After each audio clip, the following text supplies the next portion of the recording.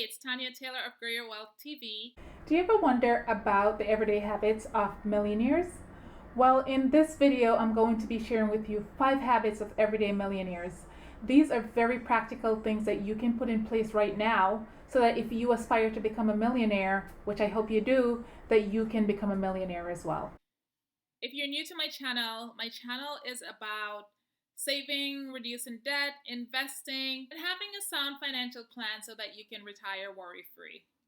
Feel free to subscribe and hit the bell to be notified when I publish new videos. Now, let's jump right in and talk about 5 habits of everyday millionaire. The first thing is most everyday millionaires drive a regular car and wear regular clothing. Even multi-millionaires and even billionaires, you will see sometimes drive the same car that they've been driving for a very long time, and the way that they dress is not extravagant. There's a great book that I read called The Millionaire Next Door. It really had an impact on me because when you listen to the stories of the individuals that were interviewed for this book, what you find about these people is that they just lived regular lives. They drove regular cars, or they also just wore regular clothes, not the designer clothes that a lot of us find ourselves wearing, but really being very modest about how they dress and about the car they drive. Also, a lot of everyday millionaires do not buy brand new car because they realize that after you drive the car off the parking lot, the value automatically depreciates. So, what sense does it make to buy a brand new car when you could buy just a later model car, have all the great features, and also all the warranty, which a lot of companies offer really great warranty on pre-owned cars instead of going out and buying a brand new car and spending an extra maybe $10,000 or $20,000.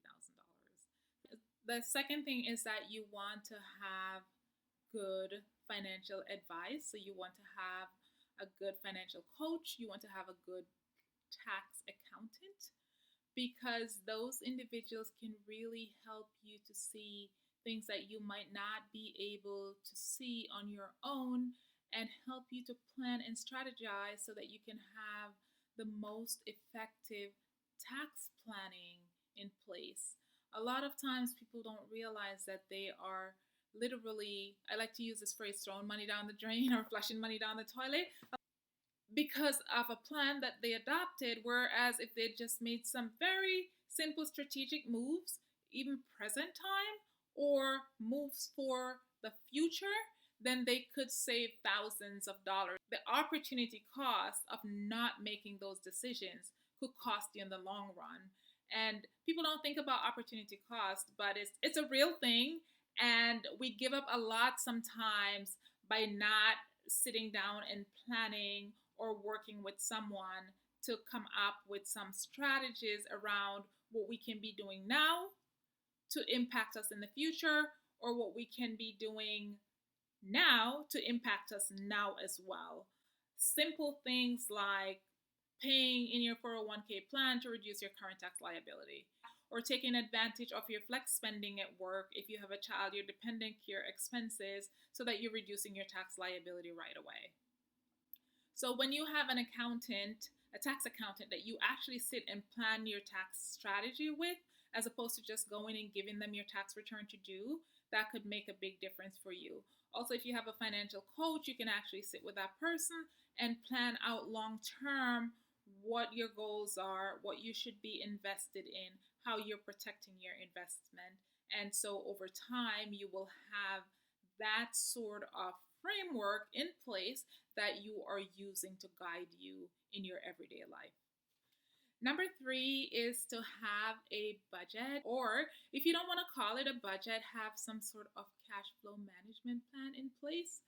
Having a budget or a cash management plan will really help you to see where every dollar is being spent, but not just where it's being spent, but it could also guide you to say, maybe I'm spending too much here, or maybe I'm not saving enough.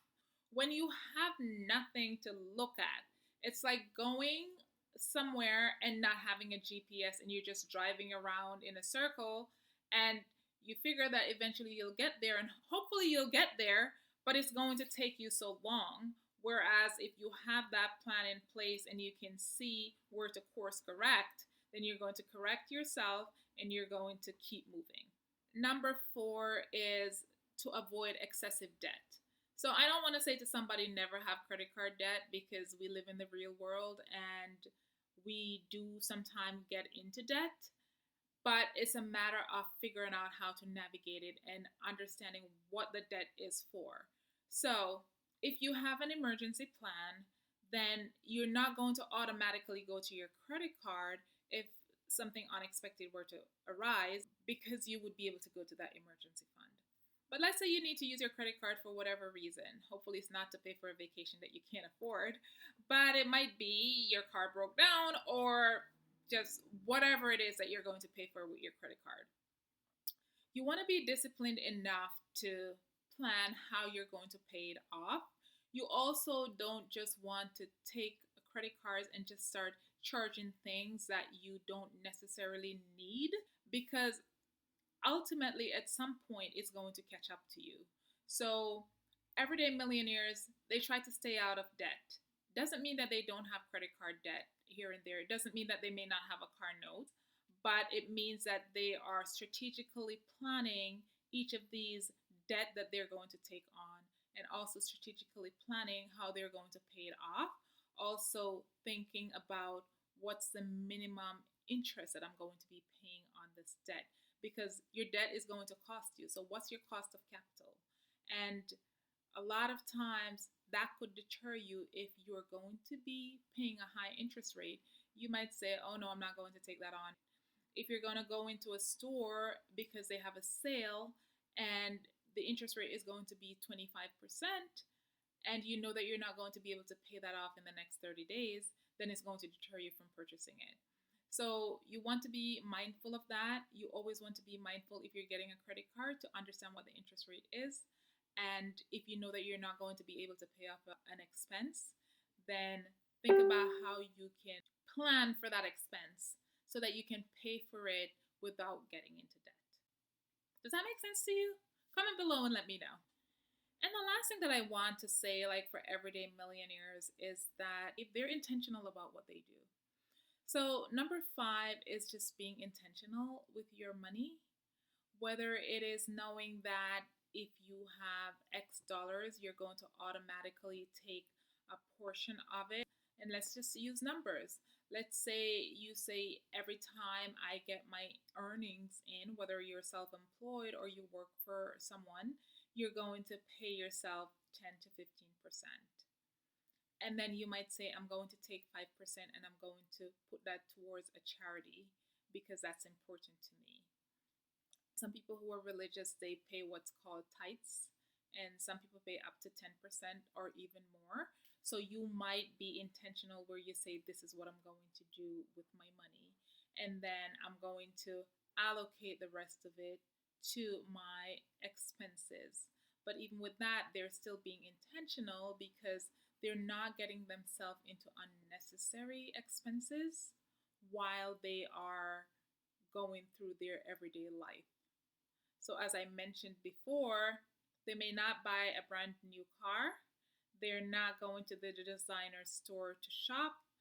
They are not taking on high credit card debt. Instead, they are planning for the expenses that they're going to incur. So they've strategically planned out how they're going to save on their taxes, how they're planning for their children's college, and any other additional large expenses that they're going to incur, including how they're going to plan for retirement and when they want to retire.